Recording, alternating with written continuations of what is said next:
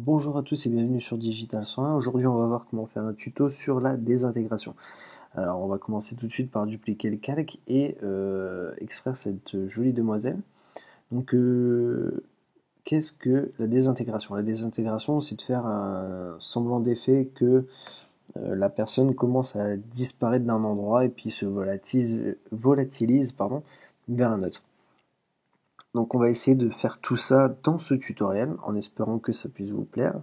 Après, bon, je vais pas faire un effet de désintégration de fou, quoi, on va dire, mais ça vous donnera de très bonnes bases, je pense, afin de pouvoir faire après vos créations vous-même. Là, c'est vraiment des bases que je compte vous inculquer.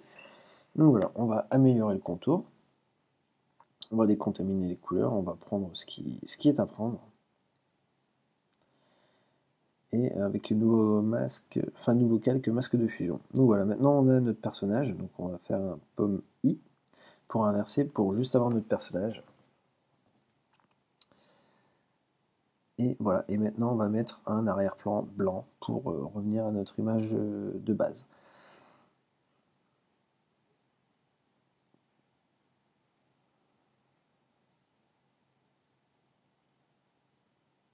Donc on applique le masque de fusion et on va dupliquer cette image. Alors le but c'est d'avoir l'image du dessous un peu déformée, donc voilà, c'est pour ça qu'on utilise la déformation, et il faut que la déformation se mette là où vous voulez que les particules du corps, on va dire, se désintègrent. Et donc par système de masque, on va régler ceci. Donc voilà, on masque un endroit, celui-là on le laisse blanc, ce masque de fusion. Et donc sur ce masque de fusion, on va venir cacher tous les éléments qu'on voudrait faire en sorte que ça commence à se désintégrer. Donc par exemple les cheveux, le corps et autres. Donc là moi je fais avec des sortes de splotch d'encre, donc Inksplat. Mais après vous pouvez très bien faire des cubes hein, et puis faire une désintégration cube un petit peu chelou en mode pixel. Donc voilà, on règle ses brushes. Après c'est vraiment aller à tatillon. Là j'avais vraiment aucune idée de vers quoi je partais. Donc voilà. Donc là c'est vraiment beaucoup de splat d'encre que je vais faire sur les cheveux et sur le long du dos. Pour après revenir sur l'autre calque, celui du dessous, qui est tout en noir, pour faire réapparaître certaines parties du corps. Donc voilà, on gribouille, on n'hésite pas. Hein. Après c'est vraiment à vous de faire votre sauce, moi je l'ai fait un peu à l'arrache, j'avoue. Mais bon, le tout c'est d'avoir après un résultat assez sympa, convenable. Et puis bon, là c'était vraiment le cas, c'était pour vous montrer un petit peu les techniques. Donc de toute façon, ça fonctionne pour tout pareil. Voilà. Donc là, je commence à faire diminuer un petit peu la désintégration au niveau de sa colonne vertébrale. Donc après, vous pouvez jouer sur l'opacité du brush, sur les différents types de brush.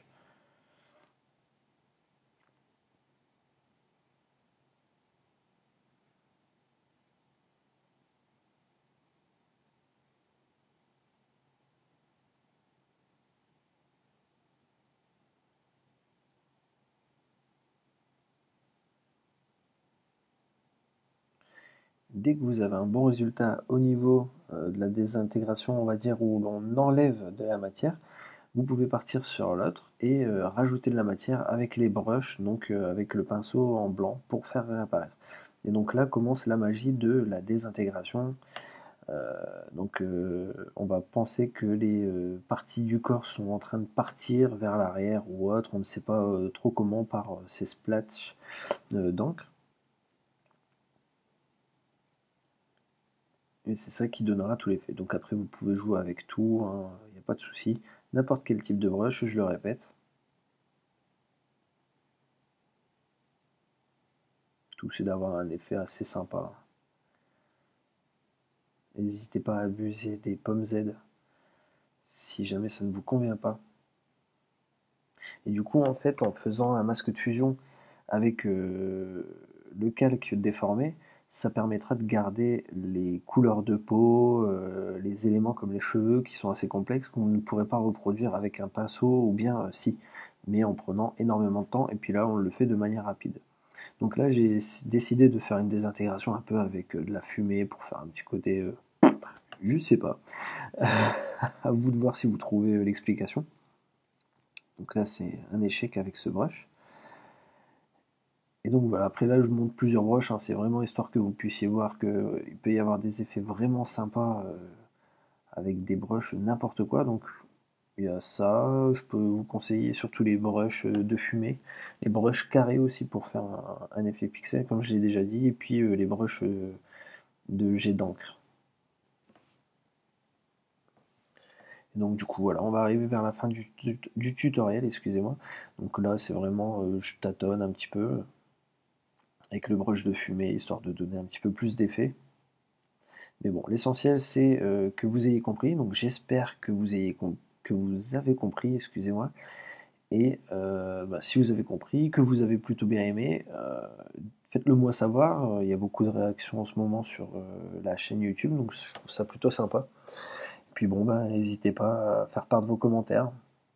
Et puis abonnez-vous à la chaîne. Allez, au revoir.